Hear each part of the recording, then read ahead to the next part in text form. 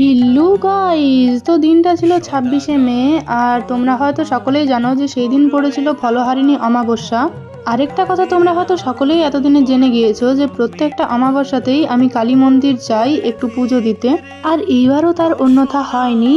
তো এই দিনও কিন্তু আমি সকাল সকাল স্নান করে ভালোভাবে রেডি হয়ে নিচ্ছি। আর যেহেতু বাইরে প্রচণ্ড রোদ ছিল, এই কারণে আমি কিন্তু আগে ভালোভাবে মুখে সানস্ক্রিন অ্যাপ্লাই করে নিয়েছি। আর এই ফলহারিণী অমাবস্যার দিন তোমরা ঠাকুরকে যে ফলটা উৎসর্গ করে পুজো দেবে, সেই ফলটা কিন্তু তোমাদের 1 বছর আর খাওয়া চলবে না। এই নিয়মটা হয়তো তোমরা সকলেই জানো। তারপর আমি মিষ্টির দোকানে গিয়েছিলাম পুজোর জন্য মিষ্টি কিনতে। তারপর আমি কিন্তু এখানে ফল, মিষ্টি, ফুল সমস্ত কিছু নিয়ে বেরিয়েও পড়েছি পুজো দেওয়ার জন্য।